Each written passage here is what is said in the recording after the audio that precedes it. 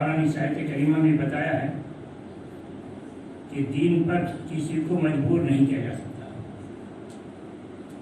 کسی کا یہ سوچنا کہ دین اسلام ہی برحق ہے، اللہ تعالیٰ کو دین اسلام ہی قابل قبول ہے، کہ اللہ تعالیٰ نے کہا وَمَن يَبْتَغِ غَيْرَ الْإِسْلَامِ دِينًا فَلَن يُقْبَلَ مِنْهُ، اور جو شخص اسلام کے علاوہ کسی اور دین کو قبول کرے گا تو اس سے ہرگز قبول نہیں کیا جائے گا، کہ اللہ تعالیٰ کو صرف دین اسلام ہی محبوب ہے، کہ اللہ تعالیٰ نے کہا وَرَضِيتُ لَكُمُ الْإِسْلَامَ دِينًا، میں تم سب کے لیے دین اسلام سے راضی ہوں۔ تو دین اسلام کے علاوہ اللہ تعالیٰ کو کوئی اور دین قبول نہیں، تو کیا دین اسلام پر مجبور کیا جا سکتا ہے؟ نہیں۔ کیوں نہیں؟ کہ اللہ تعالیٰ نے کہا لا اکراہ فی الدین، دین میں کسی کو مجبور نہیں کیا جا سکتا، اسلام پر کسی کو مجبور نہیں کیا جا سکتا۔ پھر کیا کیا جائے گا؟ قد تبین الرشد من الغی، ہدایت کیا ہے، سیدھا راستہ کیا ہے، اسلام کیا ہے، یہ بیان کیا جائے گا، اور واضح انداز میں بیان کیا جائے گا کہ گمراہی کیا ہے، ہدایت کیا ہے۔ بس یہی کام کرنا ہے مسلمان۔ اسلام پر کسی کو مجبور نہیں کیا جا سکتا، کہ اللہ تبارک و تعالیٰ نے انسان کو پیدا کیا، سوچنے سمجھنے کی طاقت عطا کی، اچھا کیا ہے برا کیا ہے بتا دیا، اس پر اس کو آزاد چھوڑ دیا کہ تمہاری مرضی کیا کرنا ہے کر لو۔ کیا دلیل؟ کہا اللہ تعالیٰ نے هل أتى على الإنسان حين من الدهر لم يكن شيئا مذكورا، انسان پر ایک زمانہ گزرا ہے جس میں انسان کا کوئی وجود نہیں تھا، لم يكن شيئا مذكورا، إنا خلقنا الإنسان من نطفة أمشاج نبتليه فجعلناه سميعا بصيرا، ہم نے انسان کو مخلوق نطفے سے بنایا، اسے کان دیا، آنکھ دی، فجعلناه سميعا بصيرا، کہ کان اور آنکھ انسان کی معلومات کا اہم ذریعہ ہے۔ انسان سن کر اور دیکھ کر کی ہی معلومات حاصل کرتا ہے، تو کان دیا، آنکھ دیا، اور اِنَّا هَدَيْنَاهُ السَّبِيلَ إِمَّا شَاكِرًا وَإِمَّا كَفُورًا، ہم نے اس کو راستہ دکھا دیا، اور یہ راستہ دو قسم کا تھا، ایک شکر کا راستہ اور ایک کفر کا راستہ، اور بتا دیا کہ شکر کے راستے پر چلو گے تو جنت میں جاؤ گے، کفر کے راستے پر چلو گے تو جہنم میں جاؤ گے۔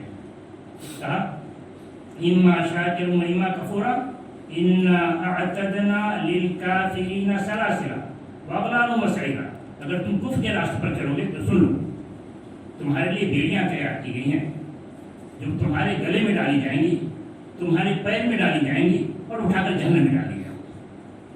اور اگر شکر کا راستہ اختیار کرو گے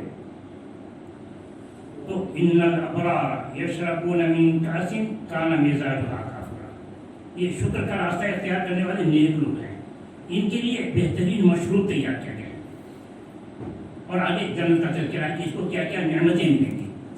تو اللہ تبارک و تعالیٰ نے انسان کو سوچنے سمجھنے کی صلاحیت دی، بتا دیا حق کیا ہے باطل کیا ہے، حق کا انجام کیا ہوگا، باطل کا انجام کیا ہوگا، پھر اس کو اختیار دے دیا اعملوا ما شئتم، اب تمہاری مرضی، تم کیا کرنا چاہتے ہو کرو، انجام سے باخبر رہو۔ اور یہ مسلمان کو کرنا ہے کہ اللہ تبارک و تعالیٰ نے نبی کو بھی اس بات کی اجازت نہیں دی کہ کسی کو اسلام پر مجبور کرے۔ کہا فذکر انما انت مذکر، آپ نصیحت کیجیے، آپ کا کام بس نصیحت کرنا ہے، لست علیہم بمسیطر، آپ ان پر مسلط نہیں کیے گئے ہیں کہ آپ ان سے زبردستی کرنا پڑ رہا ہے، نہیں۔ اگر اللہ تعالیٰ کو اسلام پر مجبور کرنا ہوتا، زبردستی مسلمان بنانا ہوتا، تو اللہ اس کے لیے کافی تھا، اللہ اس کے لیے کافی تھا، آپ کی ضرورت نہیں تھی۔ وَلَوْ شَاءَ رَبُّكَ لَآمَنَ مَنْ فِي الْأَرْضِ كُلُّهُمْ جَمِيعًا، اگر تیرا رب چاہتا تو زمین پر جتنے لوگ ہیں سب ایمان لے آتے، سب مسلمان تھے، اگر اللہ تعالیٰ نے اپنی حکمت سے ایسا نہیں چاہا۔ افأنت تکرہ الناس، تو کیا آپ اسلام پر مجبور کریں گے حتی یکونوا مؤمنین، یہاں تک کہ وہ ایمان لے آئے؟ نہیں، آپ کا کام نہیں ہے، آپ کا کام بس وما علی الرسول الا البلاغ المبین. رسول کا کام تو بس واضح انداز میں پہنچا دینا ہے. بہت سارے لوگوں کے ذہنوں میں یہ بات کھٹکتی ہے کہ اگر ہمارا کام صرف اسلام کو پہنچا دینا ہے تو پھر اسلام میں جہاد کیوں؟ اسلام میں جہاد کیوں؟ کیا اسلام میں جہاد لوگوں کو اسلام پر مجبور کرنے کے لیے ہے؟ اور جہاد کہتے کس کو ہے؟ اور جہاد کہتے کس کو ہے؟ جہاد یہ مصدر ہے جاہد یجاہد مجاہدۃ و جہاد.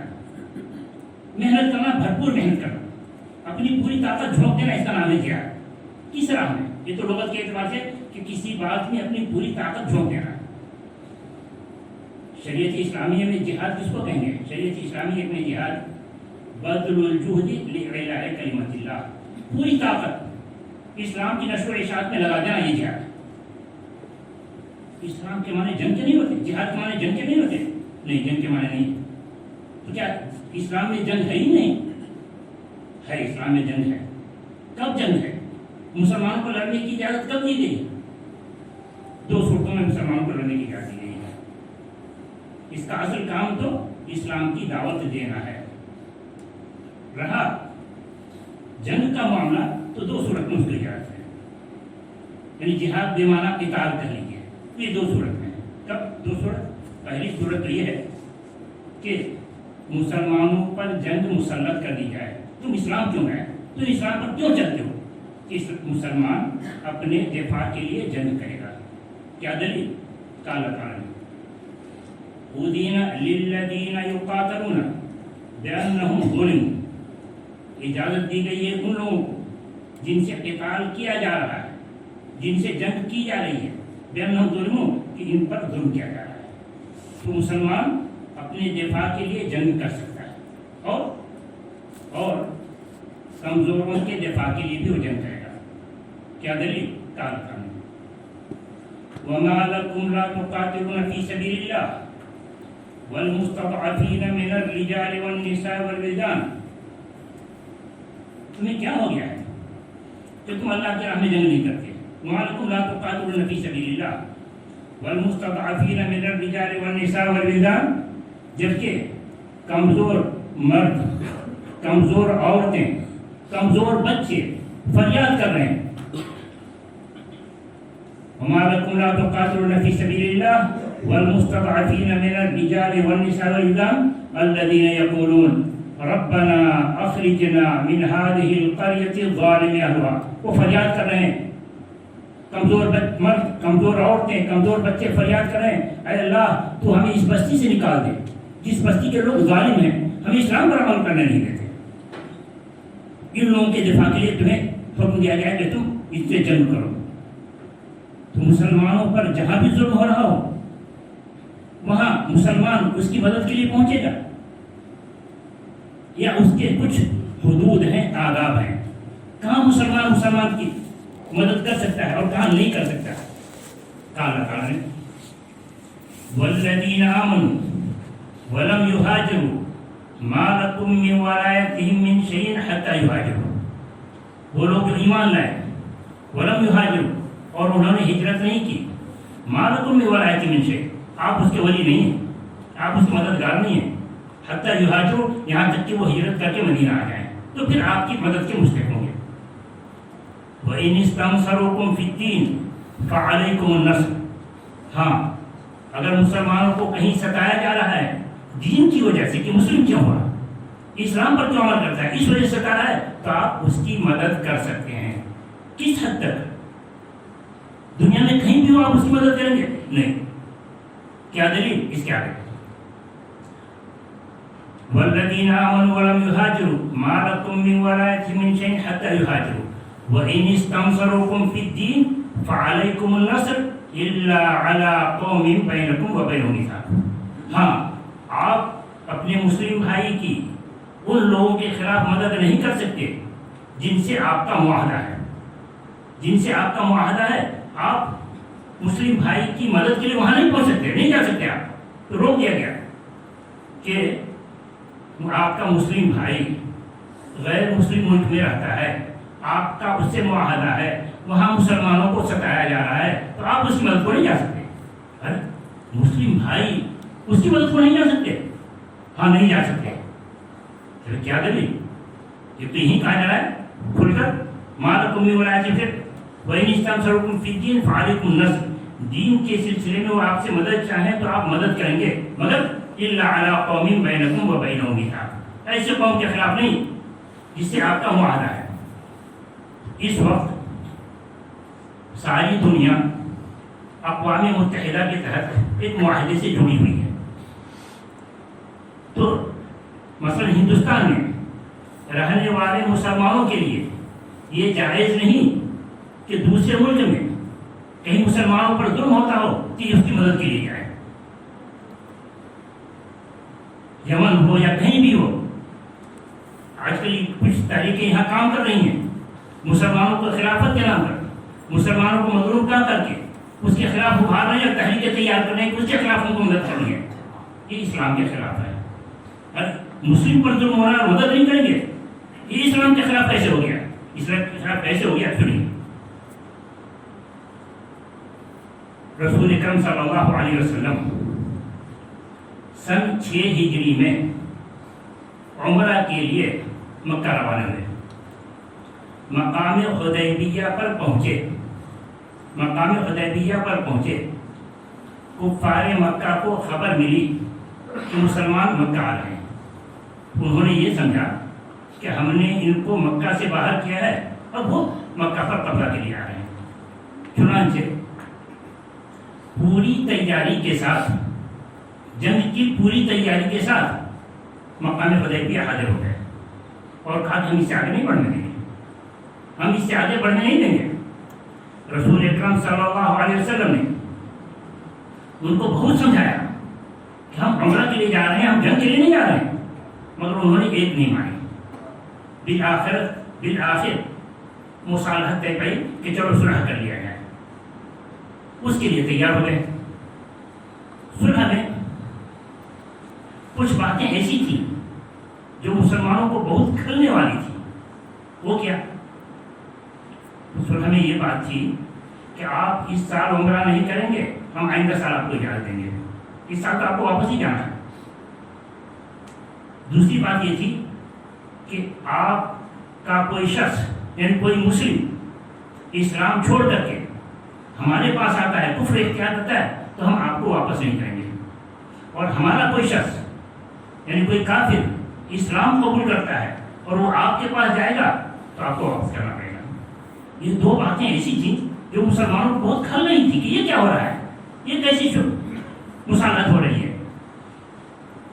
عمر رضی اللہ عنہ جلالی ان کو برداشت نہیں ہوا، پہنچے اللہ کے رسول کے پاس، کہا الست رسول اللہ حقا، اللہ کیا حقیقت میں اللہ کے رسول نہیں ہے؟ کہا میں اللہ کا رسول ہوں. کیا بات ایسی نہیں کہ ہم حق پر ہیں اور وہ باطل پر ہیں؟ کہا بالکل ہم حق پر ہیں، وہ باطل پر ہیں. کہا فلماذا امرت الدنیۃ دیننا، تو دین کو لے کر کے ہم کو رسوا کیا جائے گا؟ ایسی بات گویا کہ جب ہم حق پر ہیں وہ باطل پر ہیں، کہ مصالحت کی کیا ضرورت ہے؟ وہ بھی رسوا کر کے کہ ہم کو عمرہ نہیں کرنے دیں گے، ہم کو واپس جانا پڑے گا، ان کے آدمیوں کو ہم واپس کریں، وہ ہمارے آدمی کو واپس نہیں کرے گا. مطلب تھا کہ جنگ ہوتی ہے تو ہو جانے دیجیے، ہم حق پر ہیں مریں گے تو جنت میں جائیں گے، وہ باطل پر ہیں مریں گے جہنم میں جائیں گے. یہ اللہ تعالیٰ کا ہے. مگر رسول اکرم صلی اللہ علیہ وسلم تو سب کے لیے رحیم، آپ رحمت تھے سب کے لیے، آپ کو سب کی جان کی فکر تھی. یہ بچیں گے تو دین کی دعوت جاری رہے گی، وہ بچیں گے تو ہم ان کو دین کی دعوت دیں گے، ان کو ہم جنت سے بچانے کی کوشش کریں گے. سب کو جان کی فکر تھی. وما ارسلناک الا رحمۃ للعالمین، آپ سب کے لیے رحمت تھے. آپ کی رحمت یہاں کام کر رہے کہ نہیں، ہم کو سب کو بچانا ہے. آپ نے بات مان لی. ہوا کیا یہاں؟ ابھی دستخط باقی تھا، معاہدے پر دستخط باقی تھا. اتنے میں ابو جندل اسلام لے آئے تھے. ان کے پیر میں بیڑی ڈال دیا تھا اس کے باپ نے. اسلام کیوں لایا؟ گھر میں بند کر دیا تھا. اور جب یہ معاملہ آیا حدیبیہ کا تو ان کے باپ سہیل مصالحت کے لیے کفار کی جانب سے رسول کے پاس موجود تھے. ابھی دستخط باقی تھا. ابو جندل نے دیکھا کہ اچھا موقع ہے، مکہ خالی ہو چکا ہے، گھر سے باہر نکلے. وہ اسی بیڑی میں، بیڑی کھول نہیں پائی تھی، مضبوط بیڑی، کودتے کودتے اس موقع پر اس جگہ پہنچ گئے جہاں مسابقت ہونے والی تھی. حدیث ہے یحجر فی قیودہ، بیڑیوں میں کودتے کودتے آئے اور کہا مسلمانوں دیکھو ہمارا کیا حال ہے، مسلمانوں دیکھو ہمارا کیا حال ہے، ہم کو بچا لو. رسول نے اس کے والد سے کہا بھائی ابھی دستک باقی ہے، معاہدہ پورا نہیں ہوا ہے، اس لیے ان کو چھوڑ دو، اس لیے ان کو چھوڑ دو. اس نے کہا یہ تو پہلا معاملہ ہے، اگر اس کو دیں گے تب تو ہم دستخط کریں گے ورنہ نہیں، جنگ ہوگی. رسول اکرم صلی اللہ علیہ وسلم کیا کرتے، جان بچانی تھی، اس کے حوالے کر دیا. دیکھیے مسلمان ہے، فریاد کر رہا ہے مسلمانوں سے کہ کیا مجھے کافر کے حوالے کر دیا گیا، دیکھو میرا حال کیا ہے. اس کے باوجود رسول اکرم صلی اللہ علیہ وسلم اس کے حوالے کر دیتے اس کے باپ کے کہ اللہ مدد فرمائے گا کہ ہم کو جان بچانی ہے سب کی. ایک ہی واقعہ نہیں، دوسرا واقعہ ہوا کہ ابو بصیر وہ بھی اسلام لانے کی وجہ سے ان کے قید میں تھا، وہ بھی جان چھڑا کر کے آیا. صلح حدیبیہ کے بعد جیسا ہو چکا ہے اس کے بعد پہنچ ابو بصیر آئے اسلام لا کر کے. اہل مکہ نے 2 آدمی کو بھیجا کہ جاؤ ان کو واپس لاؤ. دونوں آدمی پہنچے تو رسول اکرم صلی اللہ علیہ وسلم نے ان کے حوالے کر دیا. تو دیکھیے مسلمان ہیں تو اسلام کو ہم زیادہ سمجھیں گے یا رسول سمجھ رہے ہیں. اور عمل کیا ہو رہا ہے، عمل کیا ہو رہا ہے کہ معاہدے کے تحت ان کے حوالے کیا جا رہا ہے. یہ اور بات ہے کہ یہ لے جا رہے تھے، ابو بصیر نے موقع دیکھا، ان کی تلوار بہت اچھی تھی لے جانے والوں کی، تو کہا کہ ارے تمہاری تلوار تو بڑی اچھی لگتی ہے. اس کو خوش ہو کر کے کہا ارے یہ وہ تلوار ہے جسے میں نے اتنے کی جان لی ہے، اتنے کی جانیں لی ہیں. اچھا بڑی اچھی طرح ہم کو بھی دیکھنے دو گے. گیا دیکھنے کے لیے اس کو اڑا دیا. ایک 2 ساتھی تھی، ایک کو تو ختم کر دیا، ایک بھاگ کر کے رسول اکرم صلی اللہ علیہ وسلم کے پاس پہنچا. رسول اکرم صلی اللہ علیہ وسلم نے جب اسے جا کے دیکھا کہا اس شخص نے کوئی خوفناک منظر دیکھا ہے. آیا بتایا کہ ہمارے ساتھی کو تو قتل کر دیا گیا اور بس ہم بچ گئے، ہم بھی مقبول تھے، اگر ہم بھاگتے نہیں تو ہم کو بھی قتل کر دیا جاتا.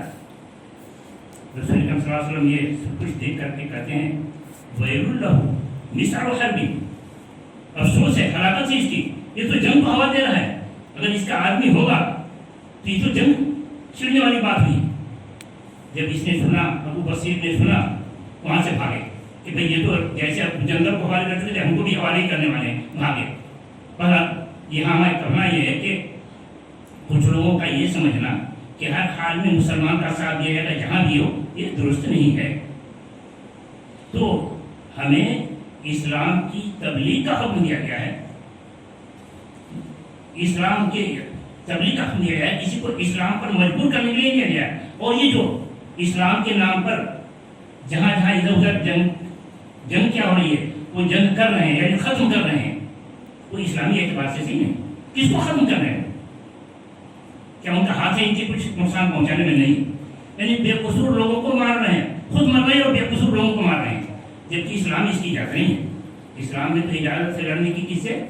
وَقَاتِلُوا فِي سَبِيلِ اللَّهِ الَّذِينَ يُقَاتِلُونَ، تم انہی سے جنگ کر سکتے ہو جو تم سے جنگ کرتے ہیں. اچھا تو ان لوگوں کو سمجھ نہیں ہے جو یہ کر رہے ہیں؟ شیطان نے ان کو گمراہ کر دیا ہے. کیسے گمراہ کیا ان کو شیطان نے؟ شیطان نے ان کو گمراہ کیا ہے کچھ آیتوں کے ذریعے. وہ کیا آیتیں ہیں؟ وہ آیت ہے کہ اللہ تعالیٰ نے فَإِذَا انْسَلَخَ الْأَشْهُرُ الْحُرُمُ فَاقْتُلُوا الْمُشْرِكِينَ حَيْثُ وَجَدتُّمُوهُمْ، کہ جب حرمت کے مہینے گزر جائیں، فَاقْتُلُوا الْمُشْرِكِينَ حَيْثُ وَجَدتُّمُوهُمْ، تو مشرکین کو قتل کرو جہاں کہیں بھی پاؤ، جہاں کہیں بھی پاؤ. کہتے کہ دیکھیں مشرک جہاں بھی رہے گا اس کو قتل کیا ہے کہ مشرک کے لیے یا تو اسلام یا قتل، بس 2 ہی صورت ہے. رہا اگر اہل کتاب ہے، اہل کتاب کہتے ہیں وہ شخص جو اللہ پر ایمان رکھتا ہو، رسولوں پر ایمان رکھتا ہو، اللہ کی کتابوں پر ایمان رکھتا ہو. اس میں کمی ہو تو کس چیز کی؟ کہ اس کا ایمان محمد صلی اللہ علیہ وسلم کی رسالت پر نہیں، اس کا ایمان قرآن پر نہیں، اور باقی چیزیں ہیں کہ اہل کتاب پر نہیں. کہا اہل کتاب کے لیے تو گنجائش ہے کہ وہ جزیہ دے کر کے پیسہ دے کر کے جان بچائے، ورنہ مشرک کے لیے نہیں. کہ کہا اللہ تعالیٰ نے، یعنی ان کا استدراج، کہا اللہ تعالیٰ نے وَقَاتِلُوا الَّذِينَ لَا يُؤْمِنُونَ بِاللَّهِ وَلَا بِالْيَوْمِ الْآخِرِ وَلَا يُحَرِّمُونَ مَا حَرَّمَ اللَّهُ وَرَسُولُهُ وَلَا يَدِينُونَ دِينَ الْحَقِّ مِنَ الَّذِينَ أُوتُوا الْكِتَابَ حَتَّى يُعْطُوا الْجِزْيَةَ عَنْ يَدٍ وَهُمْ صَاغِرُونَ. وَقَاتِلُوا الَّذِينَ لَا يُؤْمِنُونَ بِاللَّهِ وَلَا بِالْيَوْمِ الْآخِرِ، اور تم قتال کرو ان لوگوں سے جو اللہ پر ایمان نہیں رکھتے اور جو آخرت پر ایمان نہیں رکھتے. وَلَا يُحَرِّمُونَ مَا حَرَّمَ اللَّهُ وَرَسُولُهُ، اور حرام نہیں سمجھتے ان چیزوں کو جس کو اللہ نے حرام کیا ہے اور جس کو رسول نے حرام کیا ہے. وَلَا يَدِينُونَ دِينَ الْحَقِّ، اور نہ سچے دین پر ایمان رکھتے ہیں، من الکتاب، اہل کتاب میں سے، حَتَّى يُعْطُوا الْجِزْيَةَ عَنْ يَدٍ وَهُمْ صَاغِرُونَ، یہاں تک کہ وہ ٹیکس ادا کریں، پیسہ ادا کریں اور ذلت محسوس کریں. تو کہا اہل کتاب کو تو پیسہ دے کر جان بچانے کی اجازت ہے اور اس کو چھوڑا جا سکتا ہے، مگر مشرک کے لیے تو کچھ نہیں، یا تو اسلام یا قتل. کیا بات ایسی ہے؟ نہیں. پھر ایسے جو بھی کہا فَإِذَا انْسَلَخَ الْأَشْهُرُ الْحُرُمُ فَاقْتُلُوا الْمُشْرِكِينَ حَيْثُ وَجَدتُّمُوهُم، کا کیا مطلب؟ بھائی مطلب یہ ہے کہ یہاں اسی مشرک سے جنگ کی جائے گی جو مسلمانوں سے جنگ کرتے ہیں. سارے مسلمان، سارے مشرک نہیں ہیں، سارے مشرک نہیں ہے کہ سارے مشرک جہاں بھی دنیا میں ان سے جنگ کرو. نہیں، کیا دلیل کہ سارے مشرک مراد نہیں ہے، وہ مشرک مراد ہے جو مسلمانوں سے جنگ کر رہے ہوں. دلیل اسی آیت کے بعد کیا ہے؟ کیا ہے اس کے بعد کیا ہے؟ کہ اللہ تعالیٰ نے وَإِنْ أَحَدٌ مِّنَ الْمُشْرِكِينَ اسْتَجَارَكَ فَأَجِرْهُ حَتَّى يَسْمَعَ كَلَامَ اللَّهِ، اگر مشرکین میں سے کوئی شخص تم سے پناہ چاہے تو اس کو پناہ دو، حَتَّى يَسْمَعَ كَلَامَ اللَّهِ، یہاں تک کہ اللہ کا کلام وہ سن لے. اسلام کیا ہے وہ سن لے، سمجھ لے. اچھا اسلام کیا ہے وہ سن لے، سمجھ لے، اس کے بعد کہو گے اسلام آتے یہ مار لوں؟ نہیں. پھر کیا کرو؟ حتى يسمع كلام، وإن أحد من المشركين استجارك فأجره حتى يسمع كلام الله ثم أبلغه مأمنه، ثم أبلغه مأمنه. اسلام سمجھانے کے بعد پھر اس کو اس کے محفوظ مقام پر پہنچاؤ جہاں اس کی جان کو خطرہ نہ ہو. اس کو محفوظ مقام پر پہنچاؤ جہاں اس کی جان کو خطرہ نہ ہو.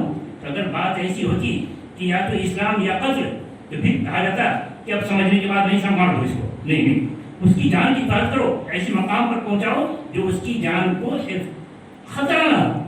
تو گویا کہ اسلام غیر مسلموں کے قتل کا حکم نہیں دیتا. بس دو صورت، یا تو مسلمانوں کو جنگ پر مجبور کیا جائے تو اس وقت اپنے دفاع کے لیے جائے گا، کمزور لوگوں کی مدد کے لیے جائے گا، مگر اس کی حدود میں رکھتے ہوئے. تو پھر مسلمانوں کا کام کیا؟ مسلمانوں کا کام اسلام کی دعوت دینا، اسلام کی دعوت دینا. جو حکم رسول کو دیا گیا تھا وہی اس امت کو بھی دیا جاتا ہے. یا ایھا الرسول بلغ ما انزل الیک من ربک، آپ کا کام بس تبلیغ کرنا ہے، آپ کا کام لوگوں کو اسلام پر مجبور نہیں کرنا. ہو سکتا ہے کچھ لوگ سمجھیں کہ اسلام پر مجبور کرنے میں کیا حرج ہے، ارے اسلام میں آئے گا تو جنت میں چلا جائے گا.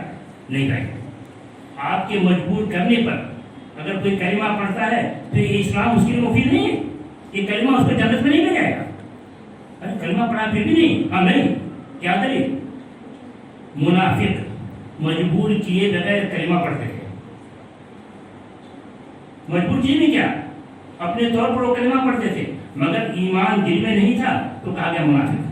اذا جاءك المنافقون قالوا نشهد انك رسول الله واللہ یشہد ان المنافقین. یہ منافق نہیں کہتے کہ ہم گواہی دیتے ہیں کہ آپ اللہ کے رسول ہیں، اللہ کا یہ جھوٹے ہیں. واللہ یشہد ان المنافقین لکاذبون، زبان سے ادا کر رہے ہیں، دل میں نہیں ہے تو جھوٹا، وہ مسلم نہیں، وہ تو منافق. تو ذرا سوچیے اگر کسی کو زبردستی کلمہ پڑھا دیا جائے تو کہاں سے مسلمان ہو جائے گا، کہاں سے اس کو اسلام مفید ہوگا؟ بلکہ ایسا کرنے والا گناہ گار، بلکہ ایسا کرنے والا گناہ گار کہ شریعت نے تم کو زبردستی کرنے سے منع کیا اور تم وہی کام کرو جس سے روکا ہے. تو اللہ کی نافرمانی کی اور کرنے کی وجہ سے یہ شخص گناہ گار ہوگا. بجائے اچھا تو کہہ رہے ہیں کہ مسلمانوں کی مثال تو ڈاکٹروں کی ہے کہ اللہ تعالیٰ نے اسے نسخہ شفا دیا ہے. وَنُنَزِّلُ مِنَ الْقُرْآنِ مَا هُوَ شِفَاءٌ، ہم نے قرآن میں وہ چیزیں بتا دی ہیں جو شفا ہے. تو جب مسلمان کے پاس نسخہ شفا ہے تو ہم تو دیکھتے ہیں کہ ڈاکٹروں کو مریض کے نہ چاہتے ہوئے بھی دوا پلایا جاتا ہے اور فائدہ ہو جاتا ہے. تو یہاں تو نہیں فائدہ کرے گا, نہیں ہے. کیوں نہیں؟ اس لیے کہ ڈاکٹر زبردستی وہی دوا پلاتا ہے جس میں اس کو امید ہوتی ہے کہ یہ دوا فائدہ کرے گی, فائدہ کرے گی. اور یہاں ہم کو یقین ہے کہ یہ دوا فائدہ کرنے والی نہیں ہے, کہ شریعت نے روکا ہم کو, شریعت نے ہم کو روکا, لا اکراہ فی الدین. تو جب ہم کو شریعت نے روکا تو یہ دوا کہاں کار ہوگی؟ تو اس لیے یہ مثال دینا کہ ہماری مثال تو ڈاکٹروں کی سی ہے, جیسے زبردستی دوا دی جاتی ہے اور فائدہ کرتا ہے ویسے یہ بھی فائدہ کرے گا, نہیں, یہ سوچ غلط ہے. تو بہرحال ہمارا کام, مسلمانوں کا کام اسلام لوگوں تک پہنچانا ہے, کسی کو اسلام پر مجبور کرنا نہیں, اسلام کو واضح انداز میں پہنچانا ہے. ہدایت اللہ کا کام, ہدایت اللہ کا کام. کہ اللہ تعالیٰ نے کہا انک لا تہدی من احببت ولکن اللہ یہدی من یشاء. اللہ کا کام ہدایت دینا ہے. تو کیا اللہ تعالیٰ زبردستی کسی کو اسلام پر مجبور کرتا ہے کہ جس کو جی میں چاہے مسلمان بنا دے, جس کو چاہے کافر بنا دے؟ نہیں, اللہ تعالیٰ ایسا نہیں کرتا ہے. اس نے اپنا اصول ایسا نہیں رکھا ہے. اللہ تعالیٰ جو ہدایت کی طرف قدم بڑھاتا ہے اسی کو ہدایت دیتا ہے. وہ یہی ہے من یونیب, جو اسلام کی طرف آنا چاہتا ہے اللہ اسی کو توفیق دیتا ہے, اور جو اسلام سے دور رہنا چاہتا ہے اسی کو. تو اللہ تعالیٰ نہ ہدایت میں زبردستی کرتا ہے اور نہ گمراہ کرنے میں زبردستی کرتا ہے, بلکہ جو اسلام کی طرف آنا چاہے اس کو توفیق دیتا ہے, اور جو گمراہی کو اپنا چاہتا ہے وہ اس کو توفیق سے محروم رکھتا ہے. تو بہرحال ہمارا یہ ہے کہ مسلمانوں کو چاہیے کہ اسلام کی زیادہ سے زیادہ تبلیغ کرے, کہ اس پر فرض ہے, اگر نہیں کرتا ہے تو یہ گنہگار. مگر اسلام نہ لانے کی وجہ سے کسی کو ستانا, کسی کو مارنا, اس کے خلاف سازشیں کرنا, یہ سب گناہ کا کام ہے. اللہ تعالیٰ سے دعا کہ اللہ تعالیٰ ہم تمام مسلمانوں کو دین کا داعی بنائے, خود اسلام پر عمل کرنے کی توفیق عطا فرمائے, توحید پر قائم رہنے کی توفیق عطا فرمائے, اسلام پر پورے طور سے عمل کرنے کی توفیق عطا فرمائے, اور اسلام کا پیغام اللہ کے ہر بندے تک پہنچانے کی توفیق عطا فرمائے. آمین. وآخر دعوانا الحمدللہ رب العالمین. بارک اللہ لنا ولکم فی القرآن العظیم ونفعنا وإياكم من آیات الذکر الحکیم. انه تعالی جواد کریم ملک رؤوف رحیم.